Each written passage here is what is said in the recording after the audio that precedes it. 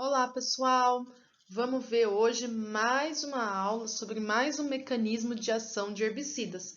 Hoje nós vamos falar dos inibidores do fotossistema 1, grupo D da classificação do Agarac. Então já aproveita, deixa o seu like nesse vídeo, compartilha com os amigos e não deixe de nos seguir lá no canal do Plantas Daninhas do Agro, tanto no YouTube quanto no Instagram. Então, pessoal, o grupo D são os herbicidas inibidores do fotossistema 1. Eles são produtos derivados da amônia quaternária. Quem são eles? O paraquat e o diquat. Eles são herbicidas, pessoal, largamente utilizados como dessecantes no plantio direto, tá? Em aplicações dirigidas também em diversas culturas em várias partes do Brasil e do mundo. E ainda também como dessecantes na pré-colheita para diversas culturas. E um aí dos nossos próximos desafios, né, na agricultura vai ser como substituir o paraquat, né, a partir do momento aí que nós não vamos mais poder utilizá-lo devido à toxicidade desse produto, né? Então esse vai ser aí o próximo desafio para nós. Então, pessoal, este grupo de herbicidas, ele atua como um falso aceptor de elétrons, tá? Lá no fotossistema 1. E ele causa injúrias nas plantas bem diferentes daquelas que são causadas pelos herbicidas inibidores do fotossistema 2. Então, né, mesmo os dois aí sendo aí bem próximos nos locais de ação, né, fotossistema 1 e 2, eles têm aí sintomas de injúrias bem distintos. Então, vamos ver um pouquinho mais sobre eles. Então, pessoal, trouxe algumas das principais características. Estes produtos são altamente solúveis em água e por isso a formulação deles, eles são formulados aí em solução aquosa, tá? São herbicidas de contato e não seletivos, tá? A ação dessa molécula, pessoal, dessas moléculas é tão rápida que ela própria limita a sua movimentação. Então, por isso, são classificados como herbicidas de contato e herbicidas não seletivos. Outra característica aí do paraquat e do diquat é que eles são cátions fortes, ou seja, eles apresentam o quê? Carga positiva. E aí, em função dessa característica, pessoal, eles são fortemente sorvidos pelos colóides do solo, tá? O que resulta na sua inativação e aí eles não lixiviam e nem possuem atividade no solo. Se vocês lembrarem, né, o solo né, solo com carga negativa, e se eles são cátions fortes, eles são rapidamente aí sorvidos pelo solo, pelos colóides do solo.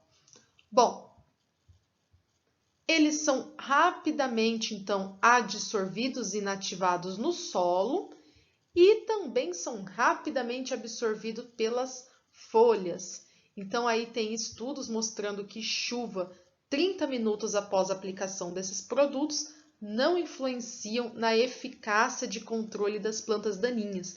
Então, de tão rápido que é a absorção pelas folhas, tá? E aí, se eles são absorvidos pelas folhas, então são produtos utilizados em pós-emergência das plantas daninhas, tá?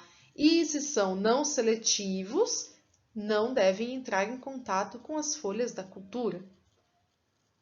Bom, a ação desses herbicidas, então, ela é muito rápida na presença de luz, tá? É bem mais rápida na presença de luz do que no escuro.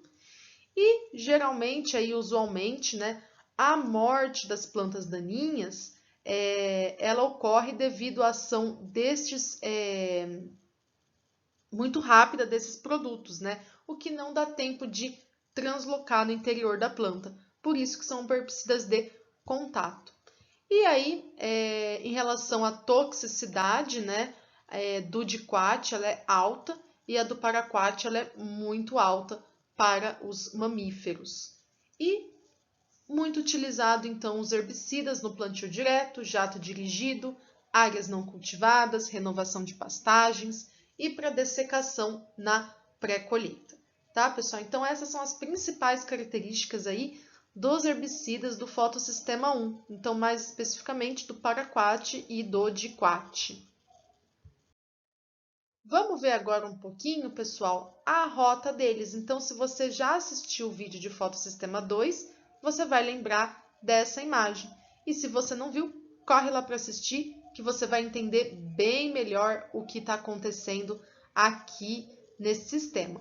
Então, agora a gente vai mexer nessa parte aqui, ó, no fotossistema 1, tá? Então, estes compostos, pessoal, eles possuem a capacidade do quê? De capturar elétrons, né, provenientes da fotossíntese, lá no fotossistema 1. E aí eles formam radicais livres, tá? O local, né, onde captura esses elétrons, ele está próximo aqui, ó, da ferrodoxina, tá? Opa, cliquei errado. Da ferrodoxina. E sua velocidade de ação, pessoal, ela depende, como eu disse, da intensidade de luz. E aí os radicais livres que são formados aqui pelos herbicidas, eles não são os agentes responsáveis pelos sintomas que nós observamos nas plantas, tá? Estes radicais, eles são instáveis, tá? E rapidamente eles vão sofrer uma autooxidação. Então, durante esse processo de autooxidação, eles são produzidos ainda radicais de superóxidos, os quais vão sofrer ainda um processo que a gente conhece pelo processo de desmutação e vão formar quem? Peróxido de hidrogênio, tá? Que é tóxico, né, para as plantas. Então, este composto e os superóxidos, na presença de magnésio, eles vão reagir, tá? E vão produzir mais radicais hidroxil. E aí, essa substância vai promover uma rápida degradação das membranas, que é o que a gente conhece por peroxidação de lipídios. E aí, né, por consequência, acaba acontecendo o vazamento do conteúdo celular e o tecido acaba morrendo, tá? Então, em relação ao mecanismo de ação, os herbicidas que inibem o fotossistema 1, eles não bloqueiam o fluxo de elétrons, tá? Eles vão atuar capturando os elétrons de quem está transportando eles, dos carreadores, tá? E aí que eles fazem? Eles desviam o fluxo de elétrons. Então, por isso que eles são aceptores de elétrons. Então, ao invés do elétron ser passado normalmente, né, o que acontece? Os elétrons eles são repassados para o oxigênio, originando uma forma tóxica, um radical livre, e altamente reativa com esses radicais que eu falei para vocês, os radicais hidroxil, tá? E essa molécula, pessoal, do herbicida, ela não é destruída nesse processo. Olha que legal, então ela não é destruída e ela ainda vai agir como um catalisador. Ela recebe elétrons e repassa e regenera-se, tá? Ficando apta aí a receber outro elétron do fotossistema 1 e dando continuidade aí a esse ciclo, a todo esse processo. Então, pessoal, deu para entender a diferença?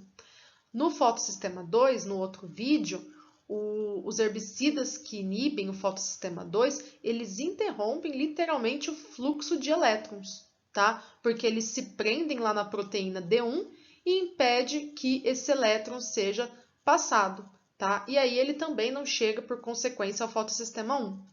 Já no fotossistema 1, ele não interrompe, o elétron ele continua vindo por esses carreadores, tá?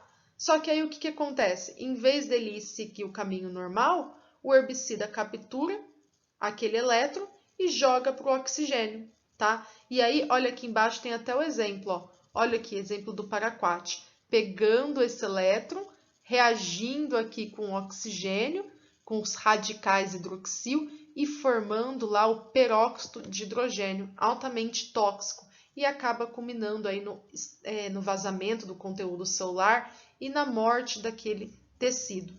Tudo bem, pessoal? Então, este é o mecanismo de ação, o que acontece dentro da planta após a aplicação desses produtos. Então, pessoal, em relação à seletividade, esses produtos não são seletivos, como a gente já tinha dito. Mas é possível aí aplicar eles de modo seletivo, desde que nós façamos a aplicação dirigida entre linhas, né? Então, lembrando que é um herbicida utilizado em pós-emergência das plantas daninhas. E evitar o contato, então, do jato que vai ser pulverizado com as folhas da cultura, senão vai, por consequência, matar a cultura também.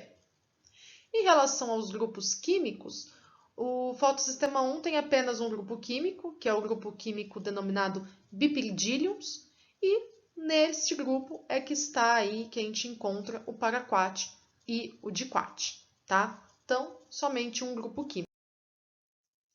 E aqui, pessoal, eu trouxe algumas fotos, então, para vocês de sintomas aí dos herbicidas inibidores do fotossistema 1. Aqui também mais fotos, e aí também tirada aí da dissertação do Gustavo. Então, sintomas de injúria aí em milho e do lado direito em algodão, né? Após a aplicação do herbicida paraquat. E então, pessoal, é isso que eu tinha para trazer para vocês sobre os herbicidas inibidores do fotossistema 1. Então, se você gostou desse vídeo, deixe o seu like e não deixe lá de nos seguir no canal do Plantas Daninhas do Agro, tanto no YouTube quanto no Instagram. Aproveita e compartilha com os seus amigos. Até mais e até a próxima aula, pessoal!